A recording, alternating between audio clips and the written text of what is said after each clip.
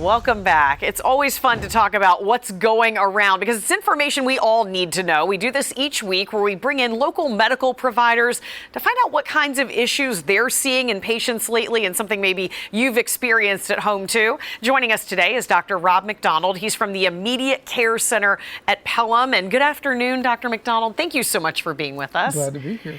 Now, we were talking a little bit about, the weather has been warming up. Kendra's been talking about our forecast, and obviously it's a little warmer today. A lot of people are outside, getting out more. Are you seeing some health issues related to the time of year? Oh, yes, we are. As a matter of fact, we're just starting to see some of the summertime problems. And it all has to do with the stuff I love to do, and that's be outside. So we're starting to see problems with sun, either sunburns or folks just getting too much sun, starting to see tick bites, and we're also starting already to see and treat poison ivy. Wow. So if you think about, well, what am I going to do this summer so that I don't get those three problems? Well, one, don't not go outside, because that's a wonderful place to be. Number two, do as I say, not as I do, and try to stay out of the sun during the worst times of the day, which would be 10 o'clock in the morning to 4. Make sure you're wearing at least 30 sunscreen. It takes about a shot full glass to cover your body. If you're going to be working outside, wearing long sleeve shirts, pants, and a hat will help to cut down on the sun exposure. And please stay out of the tanning booths. Yeah. Because that's just concentrated UV light over and over and over. Yes, I know a tan looks good, but unfortunately it does harm the skin, causes wrinkles. So think about that. Let's talk about ticks. Yes. We're starting to see ticks. I pulled one off just the other day after hiking. Wow. Over in the Ashmore Preserve.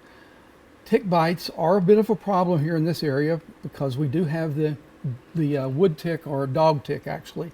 That's the one that carries Rocky Mountain spotted fever. Right. Now, we don't see that many cases, but it does happen. If you get bit by a tick and a week later you start running a fever, having a rash, feeling like you've got the flu in the middle of the summer, you need to have that checked. The deer tick carries Lyme. That's what everybody's worried about. We only had about 12 cases last year in South Carolina, not 1,000 like they do up north. So wear, again, long clothing, spray on some DEET before you go outside, and check yourself after you come out of the woods. And then poison ivy, I'm going to get a case of it. You're going to get a case if you go outside. Leaves of 3, let them be, but it's still going to happen. It's the oil on the leaves that causes the reaction. If you can wash it off in 30 minutes, you usually won't have a reaction. If you do get a reaction, first try just some cool soaks. Benadryl doesn't really help much except make you go to sleep at night. It doesn't help the itching. Hydrocortisone cream, if it's really bad and you're highly sensitive and it's spreading all over, come see us or some other physician to get a shot or a prescription for medication. Yeah, important to treat all of those things and to take care of them when they happen. But like you say, look, there's a very good chance doing some gardening, that you could come upon poison ivy. Even the getting the sunburn, that can easily happen. You're leaned over and you don't even realize. Even on days that maybe are partly cloudy, you still need to protect yourself. Yes, the rays are still coming through. And again, wearing the sunscreen, keeping the areas of the body covered as much as possible if you're working outside, and staying out of the tanning booths. All very, very good advice. We do have a question from a viewer named Michelle, and she wanted to know what types of viruses are currently going around. She said she was feeling fine yesterday. Last night started to feel weak, freezing, and nauseous, and ended up with a fever of 101. What would you say to Michelle? What are some viruses that are happening now? I'd say all of them are going around, other than we're not seeing any more flu much, and RSVs, those are petering out. But still, I mean, it's the adenovirus, the rhinovirus, the coronavirus.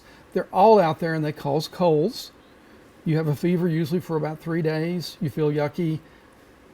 If it goes over a week, that probably needs to be looked at. Folks worry about Zika. We've had no reported cases in the United States in about a year now.